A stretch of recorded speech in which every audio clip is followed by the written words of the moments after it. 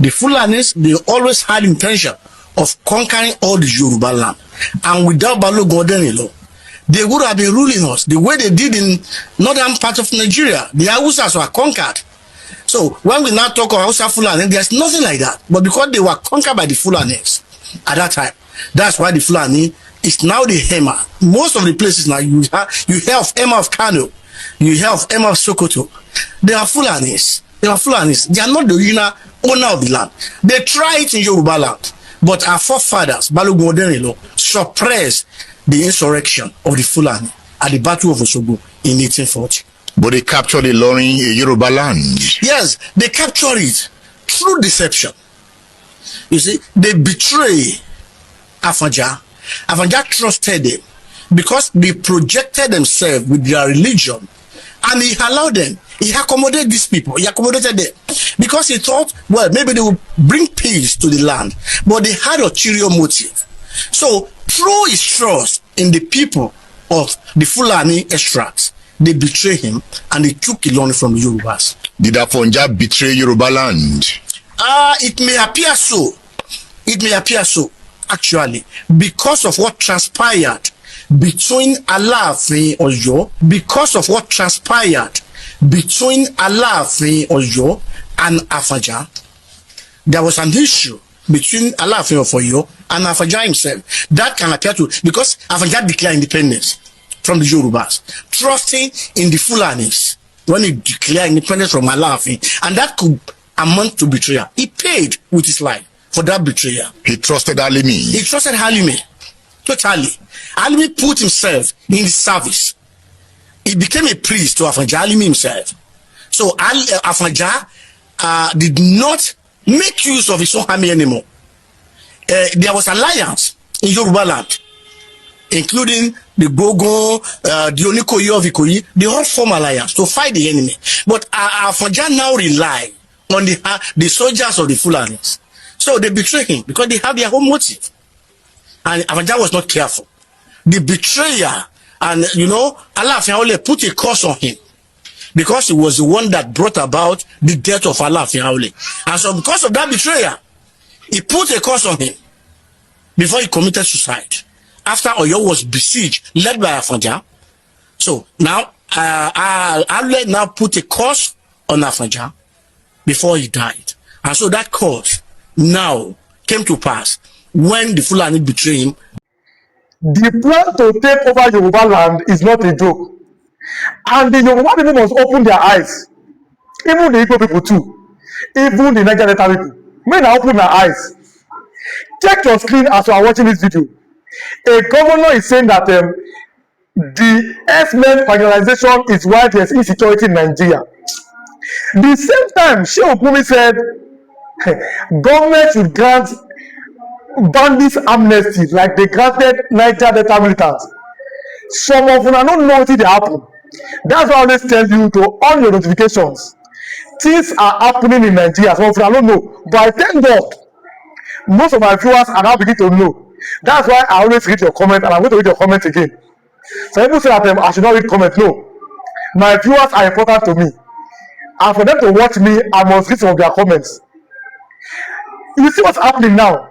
Una I got them to small. The North will always back bandits and Herdsmen. No matter what you do, the North will always back their own. Look at the Igbo governors. In Kanu, a man who has not killed anybody with gun, he was put into life imprisonment. How many Igbo governors talk? All of them kept quiet. Some Yoruba were happy when Sunday Igboho was detained after Buhari pursued him. But the Fulani, they will always cover their own. When will the people of the South Nigeria, the Southern Nigeria, when are you going to learn if you are watching this video? People of the Middle Belt, when are you going to learn? I'm asking this question. You are seeing that information on your screen. A governor is backing Herdsmen the same way Sheikh Gumi is backing the bandits. But look at some Igbo people. They were happy that Kanu was arrested. God have mercy. Let us start the program properly. If you are watching for the first time, kindly subscribe to this YouTube channel, on notifications, drop your comments, click the like button, and also share this video. It takes you nothing. Like and share this video as you are watching. Subscribe if you have not subscribed, and on notifications.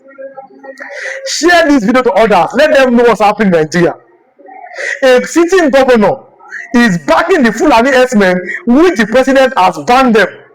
Tinubu has banned the herdsmen from carrying weapons. He has banned them from open grazing. But a governor, a Fulani governor, is backing the herdsmen. You are seeing what's happening now. It's right here on your screen. Share this video, please, as you are watching. Like, hit the like button, my viewers. You are doing a wonderful job. That's why I'm reading your comment also. Drop your comment on this. It's very important. Now let us go to the details. At this stage, those of you who are talking about one Nigeria, we're able to say, una eyes was not open at this stage. I'll tell you something. Una eyes was not open at this stage with the way things are happening in Nigeria. Let me even read some comments so that we'll go into full details here. Chuku the Abiandu, he said, Northern states adopted Sharia. Why are they hounding Nnamdi Kanu and Sunday Igboho? I just told you now. One of my viewers told that comment. Chuku the Abiandu. Keshimovicha said, Sharia law is not accepted in Nigeria. We are practicing unitary law. Or better still, let's go our separate ways. African Day said, the Fulani don't believe in one Nigeria. African Day. Wutidane said, he said, God will punish Gumi and his agents. Their eyes are full of blood. African Day said, Malami was held there to track mass in Nnamdi Kanu for exposing his government in Puari Jihad campaign in Nigeria. Follow Shot Animola said, the vision is the solution for peace to reign and development. Uwabachi Francis said, God punish. He said, God punish Gumi. Joseph Ondo said, Nigeria is already divided from the northern states. See what's happening in Sudan. Ayode Jariyo said, where are the sons to defend our constitution about this issue of Sharia law? Rafael Adeji said, President OBJ also caused problem by allowing not to pass Sharia. Emmanuel Omefe said, the analysis gave clarity to people in Nigeria. Fidelis Azogu, Sharia law in Nigeria is different from other places in the world. These are the comments of my viewers. Sonas TV, that's his name. He said, Gumi always talk using Islamic takia. He's talking from both sides of the mouth. Pastor David Osiri said, Gumi is the first suspect. He should be arrested first. Ajole Shehu said, Gumi is a liar. Nobody can believe Pandis negotiator. Pastor Benjamin Michael from Akwa Ibom said, I don't believe in flippancy. Captain Gumi should be invited for questions. Olaleke Babalola said, Gumi is very crafty. He should be arrested and prosecuted. Let me continue on this analysis. All of us are not the same thing that happen. But at this stage, are you sincere enough to tell yourself the truth? Drop your comments so I can read your comments. Are you sincere enough to tell yourself the truth? The Yoruba must not sleep. You know, I'll be telling you, I'll be saying it.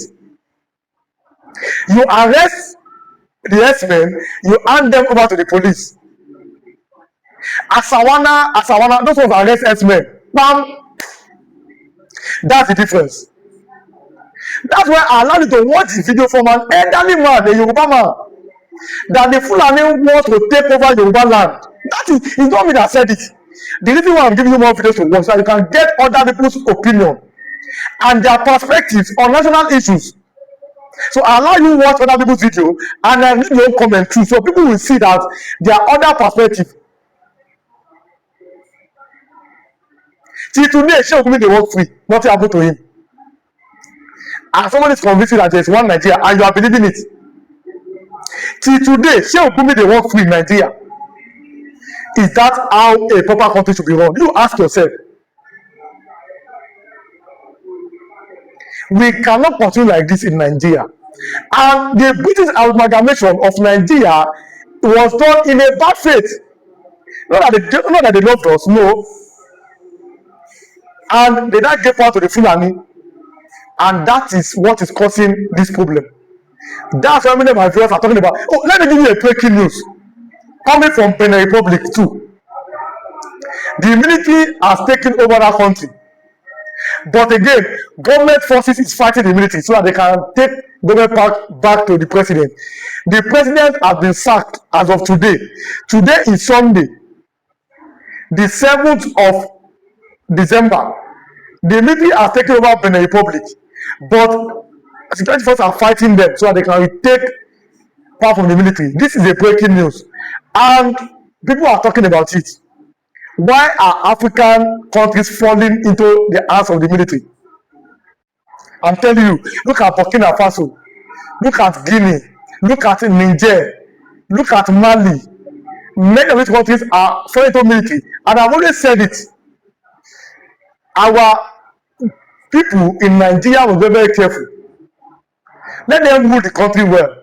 I have always advocated for the southern, I'm talking about them, southern presidency, number one. And number two, military in Nigeria, they should stay in their barracks. You saw the alleged military coup against President Tinubu, and you saw where they came from. All of them. So, all of them should stay in their barracks. But our democratic rulers, who we voted for, they should make sure that the people enjoy the race of democracy. That is what I'm going, because okay, let me allow you to see this video again. I've said different times, but let me allow you to see this video again. From late who is talking about the structure of Nigeria. We'll come back again. We'll continue our discussion. There's the urgent need for restructuring. The current system adopted in the country does not encourage ingenuity.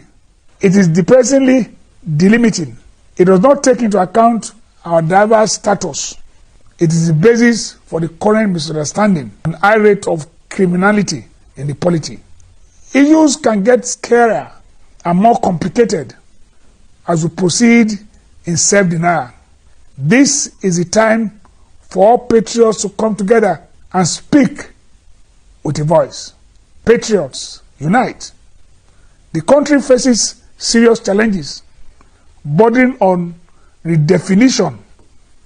We must confront all issues boldly and timelessly.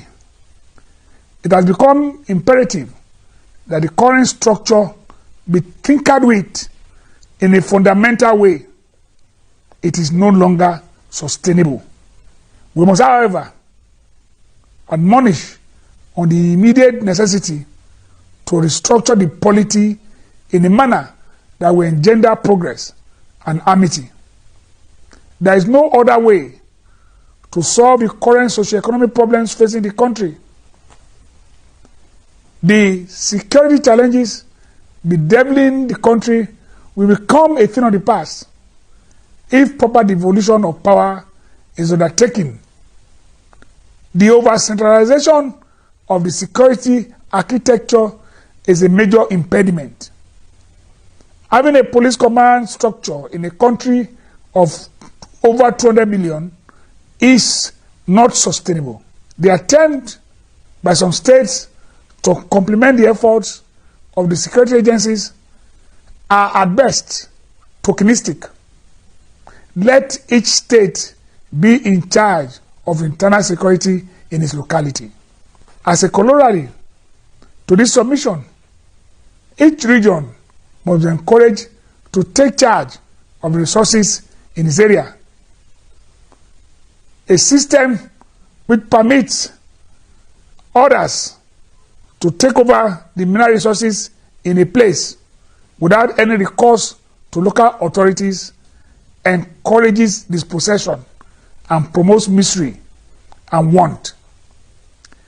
Development of any given space must be about the people. We must restructure the country to reflect our diversity. We must pursue policies which support rebirth. We must interrogate continually an arrangement which ensures that the country richly endowed continues to wallow in abject poverty and want. We must make the country work for posterity. It is time to renegotiate, restructure, and invent Nigeria for the good of all. Looking at the map of Nigeria you see here, You see the section in yellow, 12 contiguous states simultaneously imposed Sharia in year 2000, meaning that they consulted. It was their state House of Assembly that did all of what was done. Their governors signed such things into those legislations into law and set up the Hisbah, the Sharia police that have been enforcing. They've never repealed any of those laws the same way they pass them. They may tell you, oh, it's a joke, Sharia does not exist, but it exists in Kano, destroying people's business. It exists in Sokoto, destroying people's business. And so we come down to section 10. Let's listen very carefully. For those who may think that these are troublemakers who don't wish Nigeria well, Nigeria, the Federation, is not what we are discussing. Nigeria, the Federation, died a long time ago. But the Nigeria, the unitary state, the monster that is now feeding on the blood of those it's holding by force against the will. It is that Nigeria that has, the Nigeria that should have been our union was agreed to be a secular state. For which reason, Section 10 of the 1999 Constitution, as disputed as it is, Section 10 expressly forbids the adoption of any state religion by the government of the Federation or that of any state. That's no state, the government of the Federation or that of a state shall not adopt any religion as state religion. That's the entire provision of Section 10.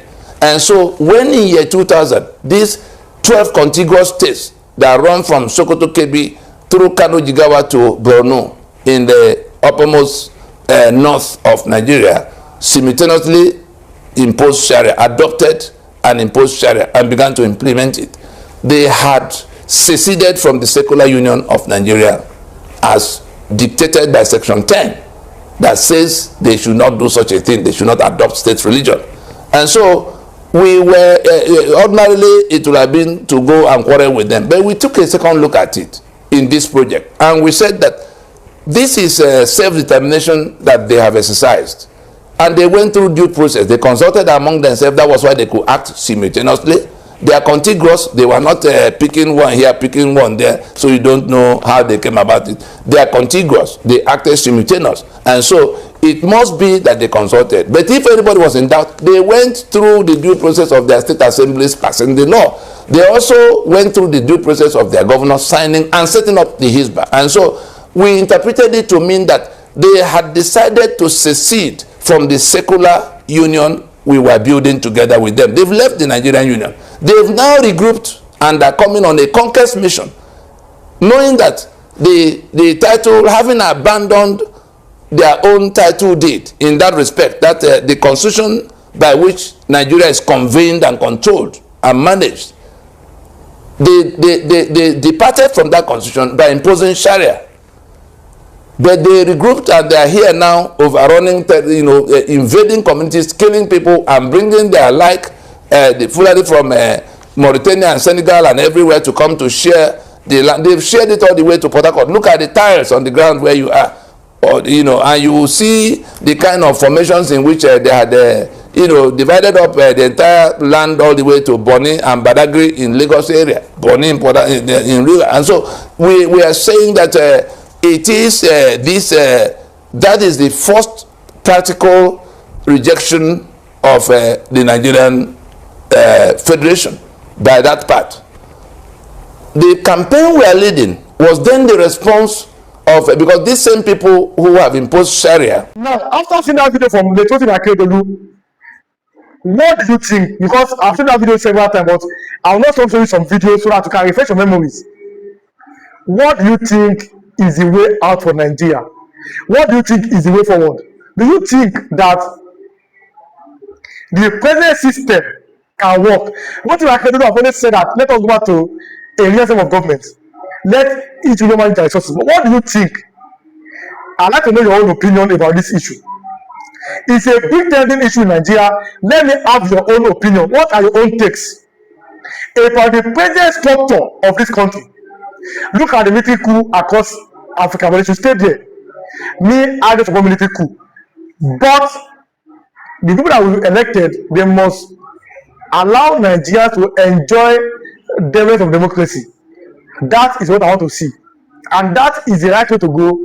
That's the proper way to go if only we want to become a true giant of Africa.